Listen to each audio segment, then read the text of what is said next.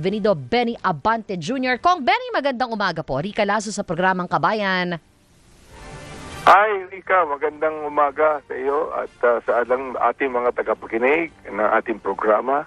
Opo, good morning Kong Benny. Ang ganda pong ikaw ang makakausap namin dito, sir, dahil andun ka po since the beginning dito sa usapin ng paggamit ng pondo ng OVP at pondo ng DepEd. At alam po natin na hanggang ngayon, Kong Benny, wala pa rin tayo nakukuhang sagot na kung sana nun pa lang nilinaw na, hindi naman po tayo aabot sa pag-file na ng impeachment complaint, di po ba? Ano po ang ano pong pakiramdam po ninyo dito sa kaganapan sa update ngayon na nandiyan na po na hinihintay na lang po natin kung kailan ilalagay sa order of business ang usapin tungkol sa impeachment ng Vice Presidente?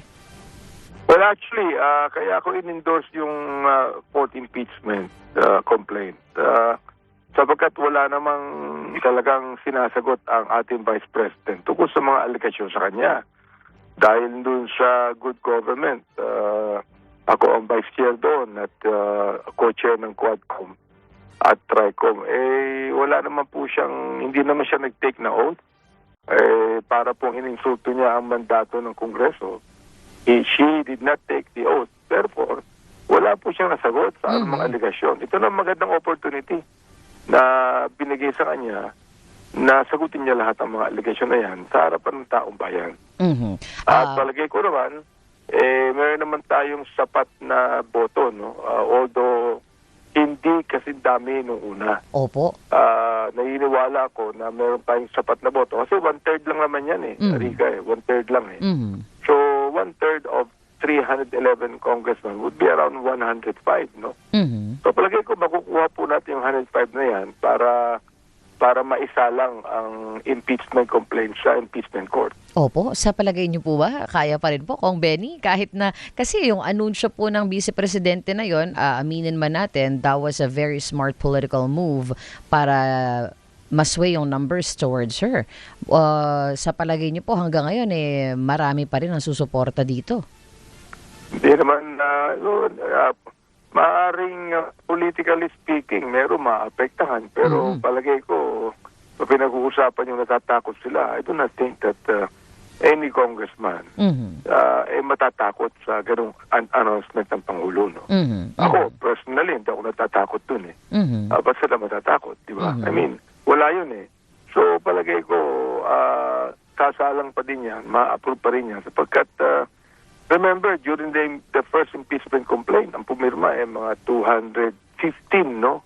Kung hindi 250 yan, out of 311 congressmen, kailangan lang po ng 1/3, 105. Ang kinakailangan lamang upang sumalang ang impeachment sa Senado. Yun ang kailangan So I do not think na mahihirapan tayong makita yan. Opo, pero Kong Benny, kasi parang may panahon pa po ba para magkaroon tayo na itong majority numbers? Hindi po ba dadaan na itong mga... Meron pa, Rica. In fact, sabi nung chairman ng Committee on Justice, meron pa ring 10 session days, no? Beginning today. 10 session days. Kung halimbawa, araw-araw natin gagawin ang hearing na yan, okay. Ngayon, nasa mesa na ng ating speaker yan Palagay ko, na-forward na yan sa Committee on Rules Even today, siguro, kung halimbawa, today, yan may pasaron sa Committee on Justice, it will begin rolling, no? For example, like pag-uusapan niya ng Committee on Justice ng tatlong session days, for example. Opo, pero sorry, Kong Benny.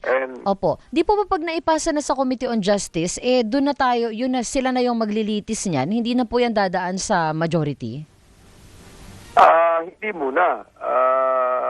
Ang gagawin lang yan, maghihiring yung Committee on Justice at ma-approve yan. Palagay ko ma-approve yan sa Committee on Justice.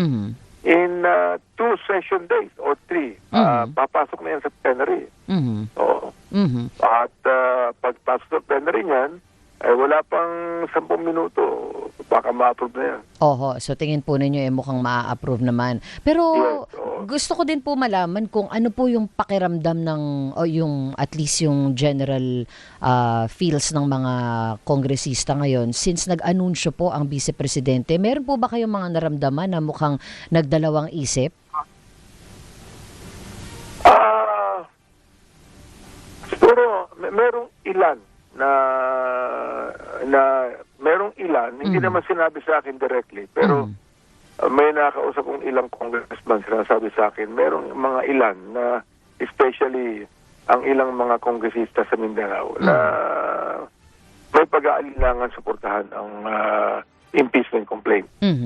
Pero ilan lang yan Ilan lang yan Opo. So, naniniwala ako with all the support of the Ilocano bloc and the rest of Luzon or Bicol, ay tapos na ang kwento.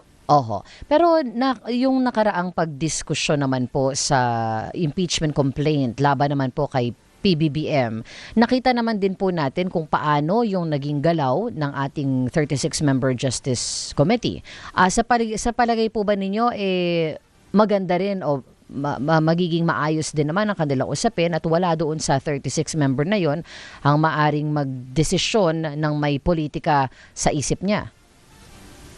Masyado naman kasing big yung impeachment complaint laban sa Pangulo Kaya ako tinayuan at ako ay nag-object doon sa sufficiency informed. Kapagkat hindi naman nila pinapaliwanag yung talagang forma ng impeachment complaint Ang gusto lang ipaliwanag yung sufficiency in substance. Ang kailangan ko marinig yung sufficiency in form. Oo. For example, like sinabi nila na lahat ng mga nag-file ng complaint, mga taxpayers, ilan yan? 31 yan Oo. Saan ang dokumento na talaga mga taxpayers yan? Wala namang ibinigay. Oo. Ay yung question ni Congressman Rufus, yung improper affidavit na ibinigay, no? Kinestyon niya yan. Kinestyon din ni Congressman Chua yung tinatawag na filing all documents para makita natin lahat ng mga bagay na yan. So, nung unang objection ko, ako lang pero nung pangalawang objection ko, siyam na kami. Oho. Sabi ko, pag-usapan man yung sufficiency and substance niyan, wala rin mangyayari. Sapagkat wala naman talagang substance yung impeachment complaint. Hindi tulad nung kay P.P. Sara, na talagang malinaw ang mga aligasyon. Opo. May nakita na po ba kayong kopya ng kahit ilan sa mga impeachment complaint, Kong Benny? Well, nakita ko yung impeachment complaint laban sa Pangulo, that is already water under the bridge. No? Hindi po, ito Ayun, pong kay VP Sara po. Nabasa ko rin po yung pang-apat na impeachment complaint na in-endorse ko. Nabasa ko lahat At nakita ko naman kompleto Kompleto ang charges, kompleto rin po ang mga ebidensya. Opo. May dagdag po ba na complaint laban kay VP Sara na hindi kasama doon sa mga una last year? Yes, yun po yung testimony yung affidavit na ginawa ni Ramil Madriaga. Which is very, totoo. Kaya nga sinabi ko sa mga previous interview, parang itong smoking gun, sapagkat nakita rin namin. Ayan, inibisigahan namin mabuti sa Quadcom. Yung POGO, yung drug operation. Nakita po namin na yung sinabi ni Ramil Madriaga, I hope na hindi siya magbabago ng kanyang tono rito, na yung kanyang pinorma na organisasyon, yung isip para kay Vice President Sara, ang nagpopondo, sabi niya, ang POGO at ang drug operation. Opo. yan inibisigahan po namin mabuti yan sa Quadcom. Opo, sige po. Isa na lang po, Kong Benny, bago po kita bitawan, kamakailan lamang nagsabi ang Vice Presidente na meron na siyang running mate pero hindi pa niya inanunsyo kung sino ito. Meron po ba kayo nakikita kung sino ang maaari niya maging running mate? And do you think if she solidifies or if she introduces kung sino man ang magiging VP niya, magiging malaki lalo ang sway dun sa mga current congressmen natin ngayon? Wala naman akong nakikita. Alam mo naman ang politiko, musalita yan. Hindi mo alam kung totoo o hindi. Siguro magbabago pa yan kasi meron pang mga mag-a-apply na running mate niya. Sa hugpong, sa PDP Laban, no?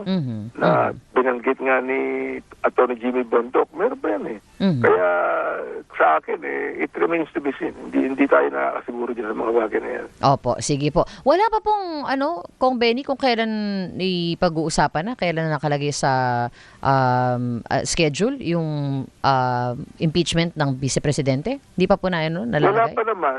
Malalaman ko ngayong hapon sa aming session. Opo, sige po. Makikibalita po kami ulit, Kong Benny, para malaman natin anong latest. Sige po. Maraming salamat po. Good morning. Maraming salamat sa inyo lahat. Thank you po. Ang ating 6th District Representative ng Manila City, Chairperson ng House Committee on Human Rights at Vice Chairperson ng House Committee on Good Government and Public Accountability, Congressman Bienvenido Benny Abante, ating nakausap.